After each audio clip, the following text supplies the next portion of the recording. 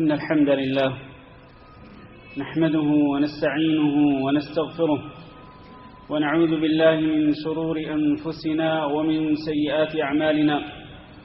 من يهده الله فلا مضل له ومن يضلل فلا هادي له، وأشهد أن لا إله إلا الله وحده لا شريك له، وأشهد أن محمدا عبده ورسوله. اللهم صل على محمد وعلى آل محمد كما صليت على إبراهيم وعلى آل إبراهيم إنك حميد مجيد. اللهم بارك على محمد وعلى آل محمد كما باركت على إبراهيم وعلى آل إبراهيم إنك حميد مجيد.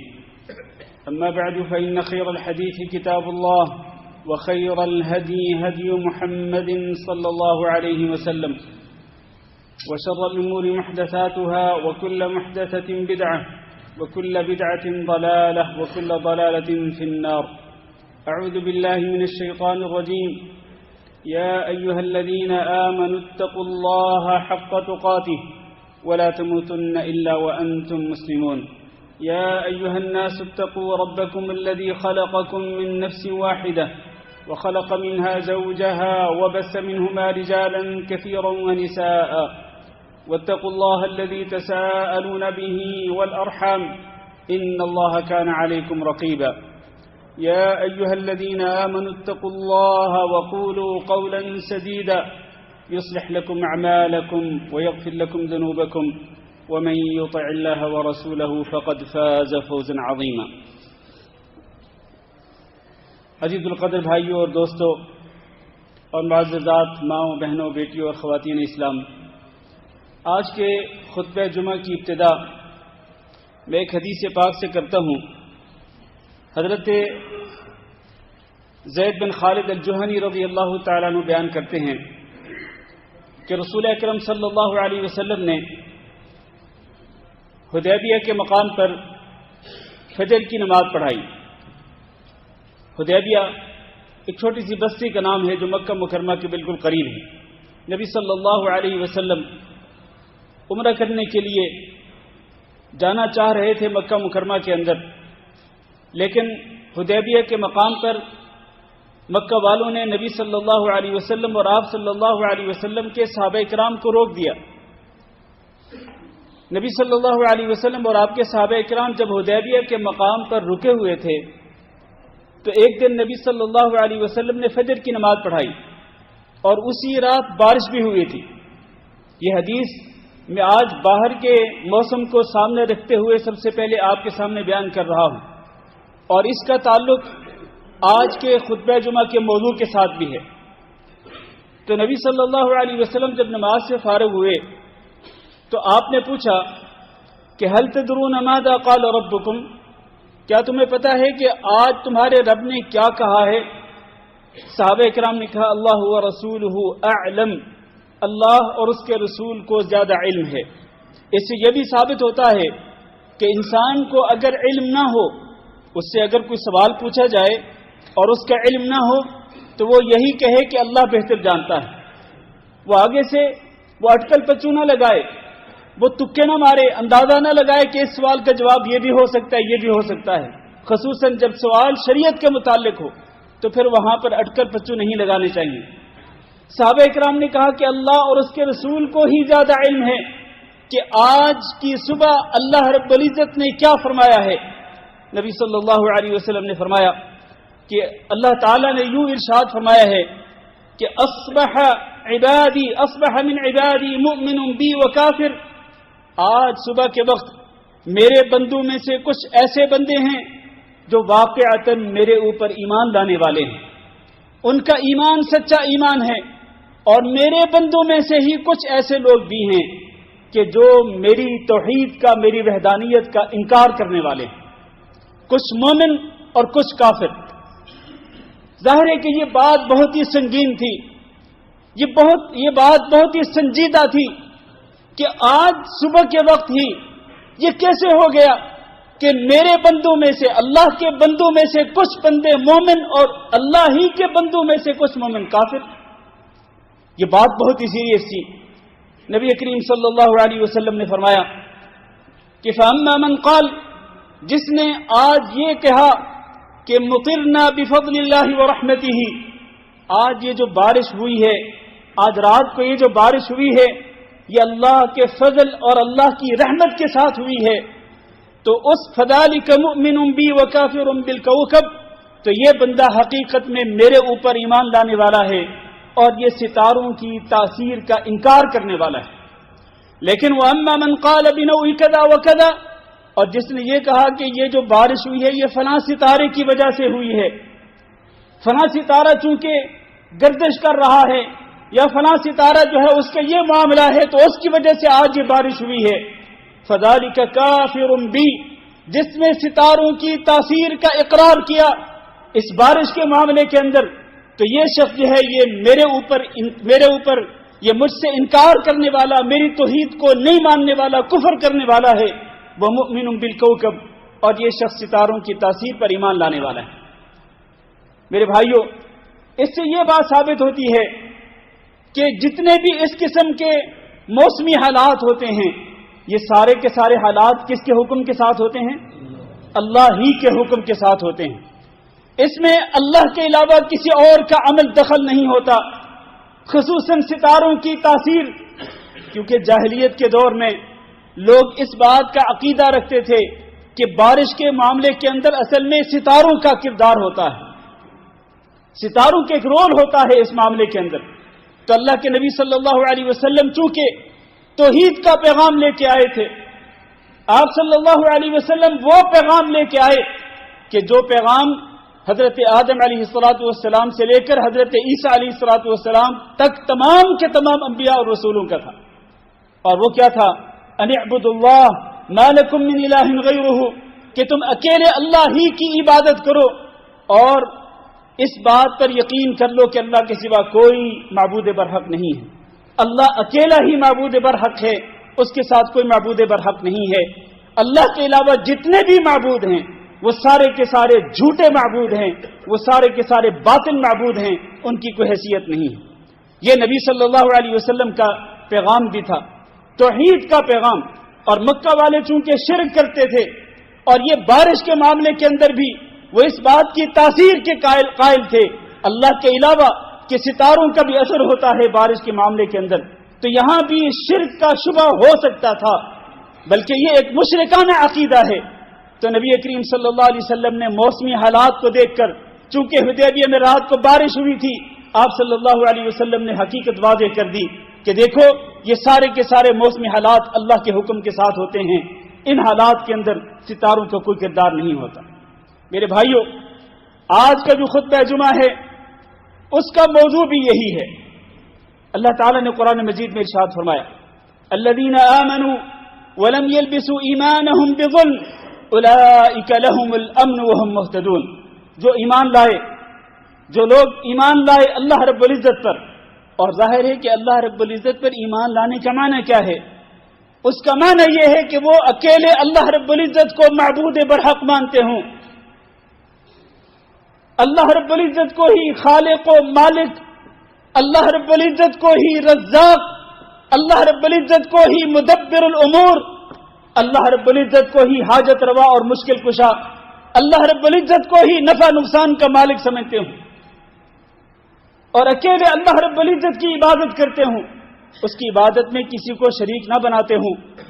الذین آمنوا، جو لوگ واقعتاً اللہ رب العزت پر سچا ایمان لائے، اللہ کی وحدانیت کو دل سے مانا، اس کی توحید کا دل سے اقرار کیا، اور پھر اس کی توحید کے تقاضوں کو پورا کیا، اس کی توحید کے خلاف کوئی عمل نہیں کیا۔ وَلَمْ يَلْبِسُوا إِيمَانَهُمْ بِظُلْمٍ، اللہ پر ایمان بھی لائے اور انہوں نے اپنے ایمان کے ساتھ ظلم کی ملاوٹ نہیں کی۔ یہ بات بڑی قابل غور ہے، انہوں نے اپنے ایمان کے ساتھ ظلم کی ملاوٹ نہیں کی۔ فرمایا اولئک لہم الامن، یہی لوگ اصل میں امن والے ہیں، ان کو دنیا میں بھی امن ملے گا، قبر میں بھی امن ملے گا، اور آخرت میں بھی ان کو امن ملے گا۔ وہم مہتدون، اور یہی لوگ حقیقت میں ہدایت یافتہ ہیں۔ ہدایت یافتہ لوگ یہی لوگ ہیں جن کی دو شرطیں ہیں یا جن کی دو صفات ہیں۔ الذین آمنوا، جو ایمان لائے، آمنوا باللہ، اللہ پر ایمان لائے، اور دوسری صفت کیا ہے؟ وَلَمْ يَلْبِسُوا إِيمَانَهُمْ بِظُلْمٍ، اور انہوں نے اپنے ایمان کے ساتھ ظلم کی ملاوٹ نہیں کی۔ اب آئیے ذرا اسی آیت کو سامنے رکھتے ہوئے حدیث سنیے۔ حضرت عبداللہ بن مسعود رضی اللہ تعالیٰ عنہ بیان کرتے ہیں کہ جب یہ آیت نازل ہوئی شق ذلك على اصحاب النبی صلی اللہ علیہ وسلم، تو یہ آیت نبی صلی اللہ علیہ وسلم کے صحابہ کرام پر بہت ہی بھاری گزری۔ اس آیت میں بھارا پن کون سا ہے؟ کون سی بات ہے کہ جس کی وجہ سے یہ آیت صحابہ کرام پر، نبی صلی اللہ علیہ وسلم کے شاگردوں پر، نبی صلی اللہ علیہ وسلم کے ساتھیوں پر یہ آیت بھاری گزری؟ آخر اس میں کیا ہے؟ کہنے لگے اینا لم یظلم، اے اللہ کے رسول، یہ جو اللہ تعالیٰ نے کہا ہے کہ جو لوگ ایمان لائے اللہ پر اور اپنے ایمان کے ساتھ ظلم کی ملاوٹ نہیں کی، ایمان کے ساتھ ظلم کو نہیں ملایا، اینا لم یظلم نفسہ، تو ہم میں سے کون ہے کہ جس نے اپنی جان پہ ظلم نہ کیا ہو؟ یعنی ہم میں سے ہر شخص گناہگار ہے، کیونکہ گناہ کرنا در حقیقت اپنے اوپر ظلم کرنے کے برابر ہے۔ کوئی بھی گناہ ہو، چاہے بڑا گناہ ہو چاہے وہ چھوٹا گناہ ہو، جو شخص گناہ کرتا ہے وہ اپنے اوپر ظلم کر رہا ہوتا ہے۔ تو صحابہ کرام نے کہا کہ جب اللہ تعالیٰ یہ شرط لگا رہے ہیں کہ ایمان کے ساتھ انہوں نے ظلم کی ملاوٹ نہیں کی، تو ہم میں سے کون ہے جس نے اپنے اوپر ظلم نہیں کیا؟ ہم میں سے ہر ایک گناہگار ہے۔ تو اس کا مطلب یہ ہے کہ ہم تو پھر اس آیت کا مصداق نہیں ٹھہرتے، نہ تو ہم امن والے ہوئے اور نہ ہم ہدایت یافتہ ہوئے۔ یہ وہ وجہ ہے کہ جس کی بنا پر یہ آیت صحابہ کرام رضی اللہ تعالیٰ عنہم اجمعین پر بھاری گزری۔ یہ وہ بھارا پن ہے جس کی وجہ سے صحابہ کرام تڑپ اٹھے، جس کی وجہ سے صحابہ کرام پریشان ہو گئے کہ ہم میں سے ہر شخص تو گناہگار ہے، ہم میں سے ہر شخص اپنی جان پہ ظلم کرنے والا ہے، پھر ہم امن والے تو نہ ہوئے، پھر ہم ہدایت یافتہ تو نہ ہوئے۔ نبی کریم صلی اللہ علیہ وسلم نے وضاحت فرمائی، آپ نے فرمایا لیس کما تظنون، جس طرح تم سمجھ رہے ہو اس طرح نہیں ہے۔ اس ظلم سے مراد وہ ظلم نہیں ہے جو تم مراد لے رہے ہو، ہر گناہ نہیں، بلکہ اس ظلم سے مراد وہ ہے جیسا کہ لقمان علیہ السلام نے اپنے پیارے بیٹے کو کہا تھا، یا بنی لا تشرک باللہ، اے میرے پیارے بیٹے تم اللہ کے ساتھ شرک نہ کرنا، ان الشرک لظلم عظیم، اس لیے کہ شرک جو ہے یہ بہت بڑا ظلم ہے۔ گویا اس آیت میں ظلم سے مراد کون سا ظلم ہے؟ شرک اس سے مراد ہے کہ جو لوگ ایمان لائے اور انہوں نے اپنے ایمان کے ساتھ شرک کو نہیں ملایا، تو ایسے ہی لوگ ہیں جن کے لیے امن بھی ہے اور ایسے ہی لوگ ہدایت یافتہ ہیں۔ تب جا کر صحابہ کرام کو تسلی ہوئی، ان کو اطمینان ہوا کہ اچھا اس ظلم سے مراد شرک ہے، تو الحمدللہ اللہ نے ہمیں شرک سے بچایا۔ پھر عزیز بھائیوں، اگر ہم بھی امن چاہتے ہیں کہ دنیا میں بھی ہم امن سے رہیں، ہماری زندگی امن کے ساتھ گزرے اور قبر میں بھی ہم امن کے ساتھ رہیں، قبر میں بھی اللہ رب العزت ہمیں عذاب قبر سے امن میں رکھے، عذاب قبر سے اللہ تعالی ہم سب کو بچا لے، اگر ہم یہ چاہتے ہیں اور ہم یہ چاہتے ہیں کہ قیامت کے دن بھی ہم امن میں رہیں، قیامت کے دن کی تلخیوں سے، قیامت کے دن کی سختیوں سے، قیامت کے دن کی ہولناکیوں سے ہم بچ جائیں، کہ اس دن تو انبیاء علیہم السلام بھی یہ کہہ رہے ہوں گے، رب سلم سلم، اے اللہ، اے میرے رب، آج تو ہی سلامتی دینے والا ہے، آج تو ہی سلامتی دینے والا ہے۔ انبیاء کی زبان پہ یہی دعا ہوگی کہ اللہ تو ہی سلامتی دے سکتا ہے، اللہ تو ہی آج کے دن کی سختیوں سے اور آج کے دن کی تلخیوں سے، آج کے دن کی ہولناکیوں سے اور آج کے دن کے عذاب سے اللہ تو ہی سلامتی دے سکتا ہے۔ اس دن کی سختیوں سے اگر ہم بھی امن چاہتے ہیں اور اللہ رب العزت کے عذاب سے ہم بچنا چاہتے ہیں، تو پھر میرے بھائیوں ہمیں اپنے ایمان کے ساتھ ظلم کو نہیں ملانا، ہمیں ایمان کے ساتھ ظلم کی ملاوٹ نہیں کرنی، ایمان کے ساتھ شرک کو نہیں ملانا، کیونکہ جب ایمان کے ساتھ شرک بھی مل جاتا ہے، حالانکہ یہ دونوں اکٹھے نہیں ہو سکتے ہیں، یا ایمان ہوگا تو شرک نہیں ہوگا، اور اگر شرک ہوگا تو ایمان نہیں ہوگا، یہ دونوں اکٹھے نہیں ہو سکتے ہیں۔ لیکن آج بہت سارے لوگ ایمان کا دعویٰ بھی کرتے ہیں، اپنے آپ کو مسلمان ظاہر کرتے ہیں، اسلام کی طرف نسبت کرتے ہیں، مسلمانوں کی صفوں کے اندر ان کا شمار بھی ہوتا ہے، لیکن اس کے ساتھ ساتھ وہ لوگ شرک بھی کرتے ہیں، اس ظلم کو بھی اس کے ساتھ ملاتے ہیں۔ میرے بھائیوں، یہ جو آیت کے اندر ظلم کا معنی شرک لیا گیا ہے، یہ صرف یہیں پہ نہیں بلکہ قرآن مجید میں کئی اور مقامات پہ بھی ظلم کا جو معنی ہے وہ شرک لیا گیا ہے۔ چنانچہ حضرت نوح علیہ الصلوۃ والسلام نے کہا تھا، حضرت نوح علیہ الصلوۃ والسلام نے کہا تھا وَقَالُوا لَا تَذَرُنَّ آلِهَتَكُمْ وَلَا تَذَرُنَّ وَدًّا وَلَا سُوَاعًا وَلَا يَغُوثَ وَيَعُوقَ وَنَسْرًا، یہ 5 ان کے بت تھے جن کی وہ پوجا کرتے تھے۔ حالانکہ یہ پہلے صالحین تھے، اور صالحین کے نام پر پھر بت بنائے گئے، مجسمے بنائے گئے، جیسے کہ آج کل بھی صالحین کے نام پہ مزار دربار بنائے جاتے ہیں اور لوگ ان کی پوجا کرتے ہیں۔ نوح علیہ السلام کے زمانے میں بھی یہ 5 نام جو ہیں یہ صالحین کے نام تھے، ان کے نام پہ بت بنائے گئے، پھر ان کی پوجا شروع ہو گئی۔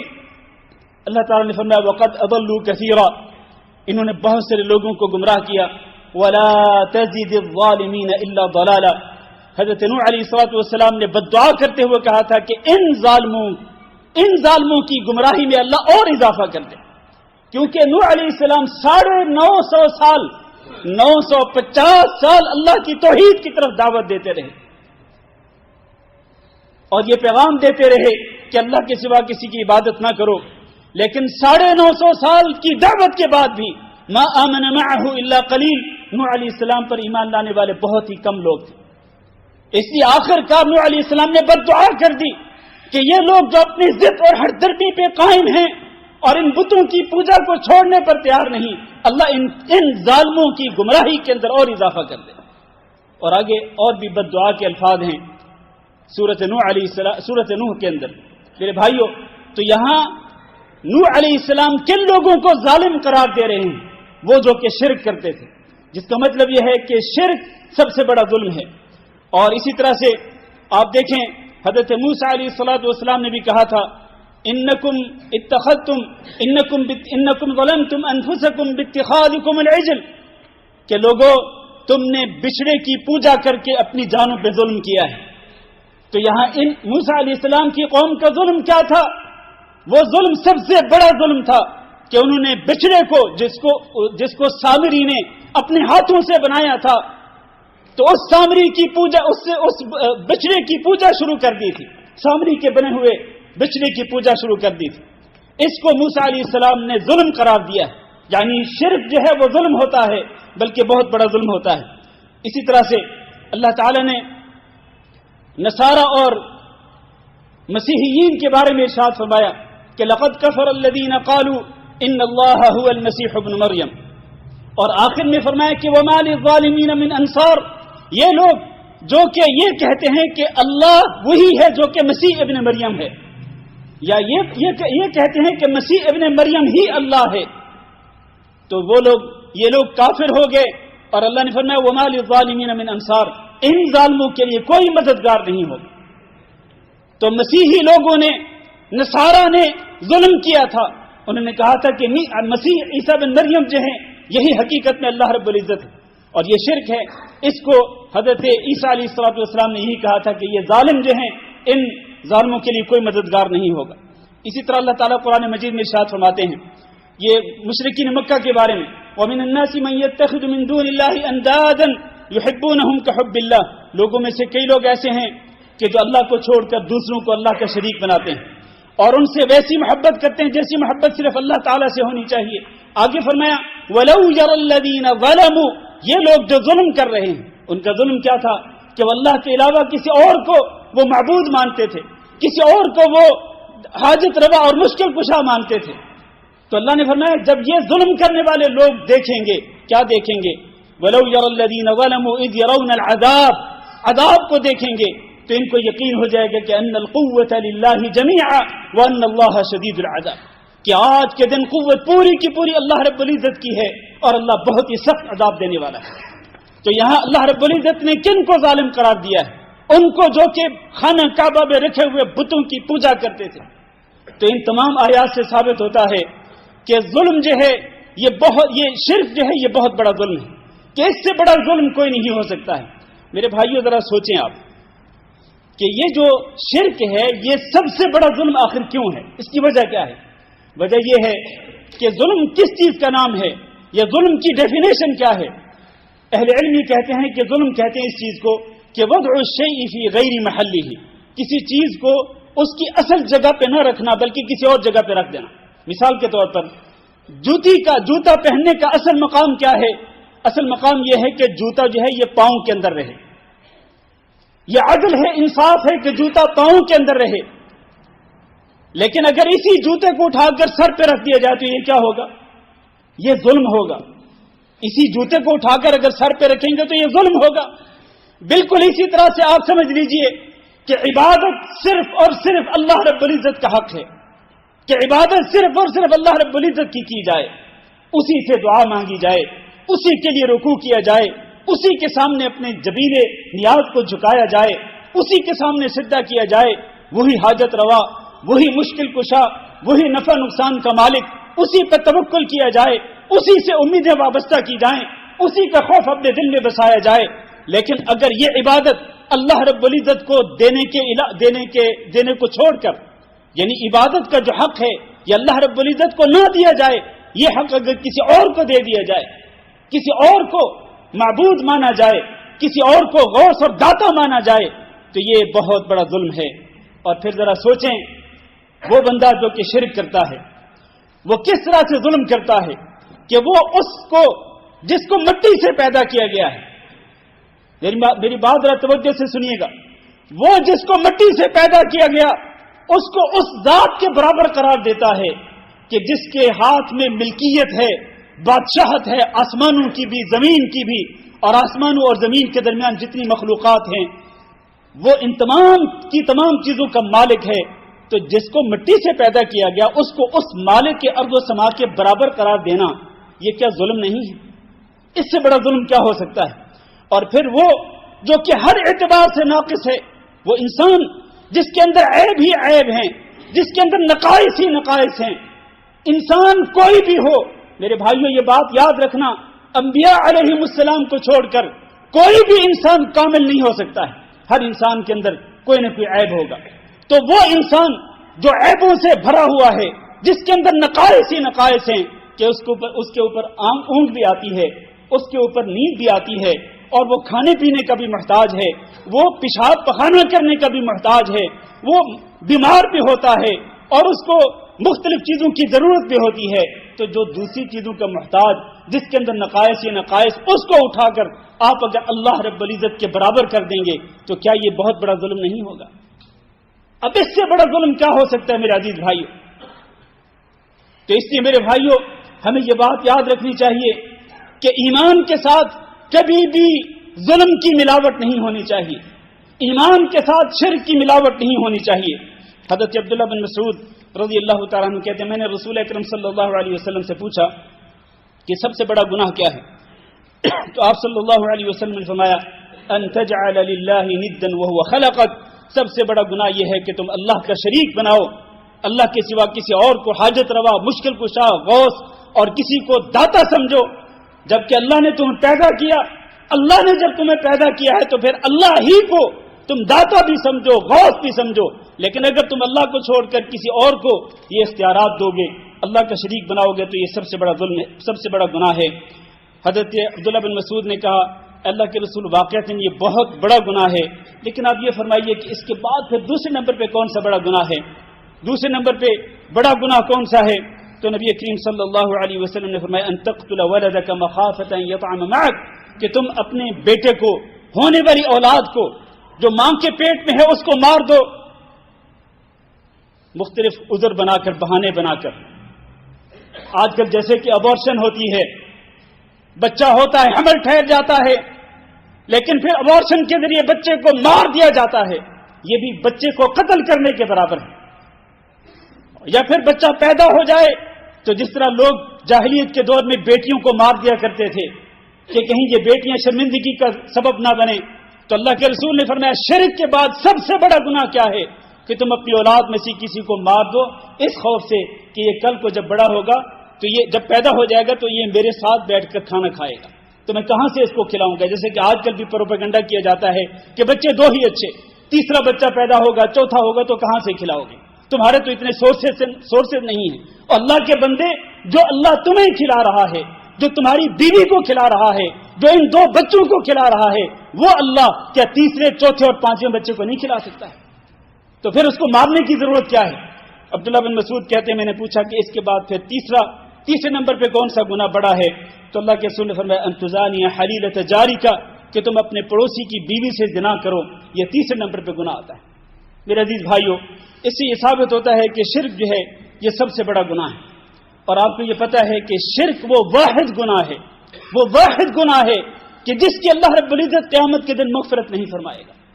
ان اللہ لا یغفر ان یشرک بہ، شرک کیا جائے اور شرک پر بھی انسان کی موت بھی آ جائے، اللہ اس کو معاف نہیں کرے گا۔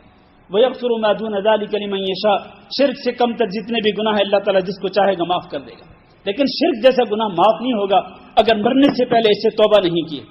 اور یہ وہ واحد گناہ ہے کہ جو شخص یہ گناہ کرتے ہوئے مر جاتا ہے اس کے لیے اللہ تعالیٰ نے قرآن مجید کے اندر اعلان کر دیا کہ فقد حرم علیہ الجنہ ومأواہ النار، کہ اس پر اللہ تعالیٰ نے جنت کو حرام کر دیا ہے اور اس کا ٹھکانہ جہنم ہے جس میں یہ ہمیشہ ہمیشہ رہے گا۔ جہنم سے اس کو نکالا نہیں جائے گا کیونکہ یہ سب سے بڑا گناہ کرتا تھا۔ اللہ تعالیٰ سے دعا کرتے ہیں کہ اللہ ہم سب کو اللہ تعالیٰ شرک اور شرک کی غلطوں سے محفوظ رکھے۔ اللہ رب العزت ہمیں شرک سے بچنے کی توفیق دے۔ اللہ رب العزت ہمیں عقیدہ توحید پر قائم اور دائم رکھے۔ اس عقیدے پر اللہ تعالیٰ ہم سب کو استقامت اور ثابت قدمی نصیب فرمائے۔ استغفر اللہ لی ولکم ولسائر المسلمین فاستغفروہ انہ هو الغفور الرحیم۔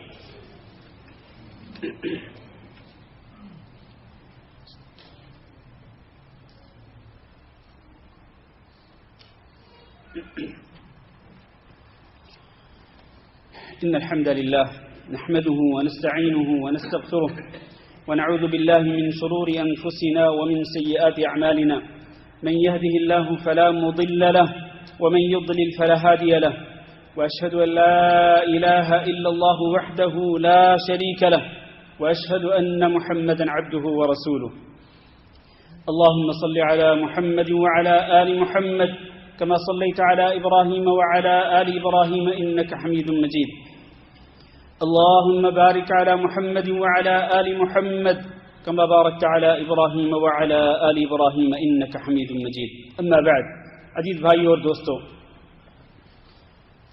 نبی کریم صلی اللہ علیہ وسلم کے ایک فرمان سنیے۔ آپ نے فرمایا کہ الشرک فیکم اخفی من دبیب النمل، شرک تمہارے اندر چیونٹی کی چال سے بھی زیادہ خفیہ ہے۔ چیونٹی کی چال جو ہے یہ انسان کو نظر نہیں آتی، انسان اس کا اندازہ نہیں کر سکتا، انسان اس کا شعور نہیں کرنے والا ہوتا۔ چیونٹی کی چال اتنی پست ہوتی ہے، اتنی آہستہ ہوتی ہے اور اتنی چھپی ہوتی ہے۔ شرک اس سے بھی زیادہ چھپا ہوا ہے، چیونٹی کی چال سے بھی زیادہ چھپا ہوا ہے، زیادہ مخفی ہے اور زیادہ خطرناک اور سنگین ہے۔ حضرت ابوبکر رضی اللہ تعالیٰ عنہ کہنے لگے وَهَلِ الشِّرْكُ إِلَّا مَنْ جَعَلَ مَعَ اللَّهِ إِلَٰهًا آخَرَ، شرک کیا صرف اسی بات کا نام نہیں کہ اللہ کے ساتھ کسی اور کو معبود مانا جائے؟ جب یہی شرک ہے تو یہ تو پھر مخفی نہیں ہے، یہ تو واضح ہے، ظاہر ہے۔ اللہ کے سوا کسی اور کو معبود ماننا، گویا کہ ابوبکر رضی اللہ تعالیٰ عنہ کو یہ بات سمجھ نہیں آئی تو ابوبکر رضی اللہ تعالیٰ عنہ نے کہا کہ اللہ کے رسول، شرک تو اسی چیز کا نام ہے، تو پھر یہ مخفی کیسے ہے؟ اور وہ بھی اس قدر مخفی کہ چیونٹی کی چال بھی اتنی مخفی نہیں ہے۔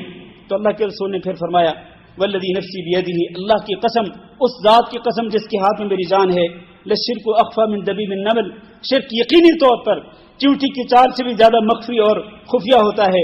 الا ادلک علی شیء اذا فعلته، کیا میں تمہیں وہ چیز نہ بتلاؤں کہ اگر تم وہ دعا نہ بتلاؤں کہ اگر تم وہ دعا پڑھ لو تو پھر اللہ رب العزت زیادہ شرک کو بھی تم سے ختم کر دے گا، چھوٹے شرک کو، بڑے کو بھی ختم کر دے گا، چھوٹے کو بھی ختم کر دے گا، کسی قسم کا شرک پھر تمہارے اندر باقی نہیں رہے گا۔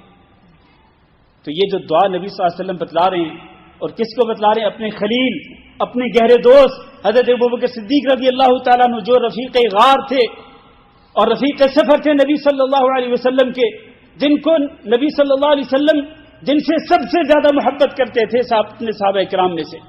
تو آپ نے ان کو جو دعا سکھلائی وہ دعا میرے بھائیوں ہم میں سے ہر ایک کو یاد ہونی چاہیے. اس کی وجہ کیا ہے؟ وجہ یہ ہے کہ آج شرک جو ہے وہ بہت زیادہ پھیلا ہوا ہے، بہت ہی زیادہ پھیلا ہوا ہے کہ جس کا ہم تصور بھی نہیں کر سکتے. اور ہو سکتا ہے اللہ معاف فرمائے، اللہ تعالی ہم سب کو شرک سے محفوظ رکھے. ہمارے گھروں کے اندر بھی شرک کسی نہ کسی صورت میں موجود ہو، تو پھر ہمیں شرک سے بچنے کے لیے کیا پڑھنا چاہیے؟ وہ یہ دعا ہے جو نبی صلی اللہ علیہ وسلم نے حضرت ابوبکر صدیق رضی اللہ تعالیٰ عنہ کو سکھلائی تھی. چھوٹی سی دعا ہے، اللہم انی اعوذ بک ان اشرک بک شیئا وانا اعلم واستغفرک لما لا اعلم. اللہم انی اعوذ بک ان اشرک بک شیئا وانا اعلم واستغفرک لما لا اعلم. میں پھر پڑھتا ہوں، اللہم انی اعوذ بک ان اشرک بک شیئا وانا اعلم واستغفرک لما لا اعلم. اس کا معنی کیا ہے کہ اللہ میں تیری پناہ چاہتا ہوں کہ میں جان بوجھ کر تیرے ساتھ شرک کروں. اللہ میں ایسی تیری پناہ چاہتا ہوں، اور اللہ اگر انجانے میں مجھ سے شرک ہو جائے تو میں اس پر تجھ سے معافی مانگتا ہوں اور تیری طرف توبہ کرتا ہوں. تو یہ دعا انسان کو پڑھنی چاہیے، یاد کرنی چاہیے اور اس کو بار بار پڑھنا چاہیے، کیونکہ نبی صلی اللہ علیہ وسلم نے اس کی تعلیم دی ہے.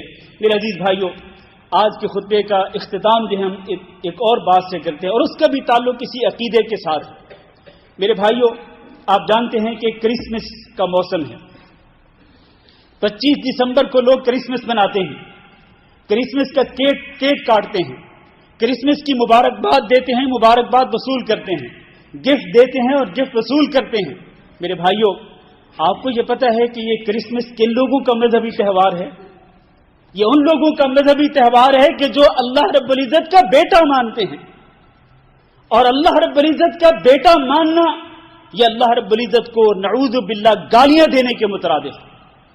نعوذ باللہ اللہ رب العزت کو برا بھلا کہنے کے برابر ہے. اللہ تعالیٰ نے قرآن مجید میں ارشاد فرمایا، قالوا اتخذ الرحمن ولدا، ان کا دعویٰ ہے کہ رحمان کی اولاد. لقد جئتم شیئا ادا، یہ اتنی سنگین بات ہے کہ تکاد السماوات یتفطرن منہ، بہت قریب ہے کہ آسمان پھٹ جائیں. وتنشق الارض، اور بہت قریب ہے کہ یہ زمین پھٹ جائے. وتخر الجبال ہدا، اور یہ پہاڑ ریزہ ریزہ ہو جائیں. اس قدر سنگین بات ہے، اتنی خطرناک بات ہے یہ، اور اس سے بڑا کفر کوئی نہیں ہو سکتا ہے، اس سے بڑا شرک کوئی نہیں ہو سکتا ہے کہ جن لوگوں نے یہ کہا کہ مسیح ابن مریم جو ہیں یہ اللہ رب العزت کے بیٹے ہیں. وقالت النصارى المسيح ابن اللہ، یہ اللہ تعالیٰ قرآن مجید میں ارشاد فرما رہے ہیں کہ نصارہ لوگ کہتے ہیں کہ مسیح یعنی عیسیٰ بن مریم اللہ کے بیٹے ہیں، اور یہ اللہ رب العزت کو گالی دینے کے برابر ہے. تو وہ لوگ جو اللہ رب العزت کو گالی دیتے ہیں، نعوذ باللہ، اتنا بڑا گناہ کرتے ہیں. وہ لوگ اگر مذہبی تہوار مناتے ہیں اور وہ لوگ کیک کاٹتے ہیں، آپ کے گھر میں کیک بھیجا جاتا ہے، آپ کے پاس کون سی دینی غیرت ہے، کون سی اسلامی غیرت ہے کہ آپ اس کیک کو بڑی خوشی کے ساتھ قبول کرتے ہیں؟ اور مسلمانوں میں سے کئی مسلمان ایسے بھی ہیں جو کیک خود کاٹتے ہیں، خرید کر لاتے ہیں، کاٹتے ہیں، تقسیم کرتے ہیں. یعنی ان لوگوں کے مذہبی تہوار کے اندر شریک ہوتے ہیں، مبارکباد دیتے ہیں، مبارکباد وصول کرتے ہیں کہ جو اللہ کا بیٹا قرار دیتے ہیں. انا للہ و انا الیہ راجعون. میں سمجھتا ہوں کہ اس سے بڑی بدبختی کوئی نہیں ہو سکتی. اس لیے میرے عزیز بھائیوں، ہمیں کفار کے ساتھ، اللہ کا بیٹا بنانے والے لوگوں کے ساتھ اس قسم کی شراکت داری نہیں کرنی چاہیے. اس طرح ان کے مذہبی تہواروں کے اندر شریک نہیں ہونا چاہیے. اللہ تعالیٰ سے دعا ہے کہ اللہ ہم سب کو عقیدہ توحید سمجھنے کی توفیق دے، اور اللہ ہم سب کو اس عقیدہ توحید پر ثابت قدمی اور استقامت نصیب فرمائے. اللهم اغفر لنا وللمؤمنين والمؤمنات وللمسلمين والمسلمات الأحياء منهم والأموات.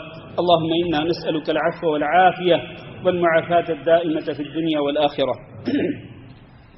اللهم إنا نسألك رضاك والجنة ونعوذ بك من سخطك والنار. اللهم فرج هم المهمومين ونفس كرب المكروبين واقض الدين عن المدينين واشف مرضانا ومرضى المسلمين. اللهم آمنا في أوطاننا واجعل هذا البلد آمنا مطمئنا وسائر بلاد المسلمين. عباد الله، إن الله يأمر بالعدل والإحسان وإيتاء ذي القربى وينهى عن الفحشاء والمنكر والبغي يعظكم لعلكم تذكرون. سبحان ربك رب العزة عما يصفون وسلام على المرسلين والحمد لله رب العالمين.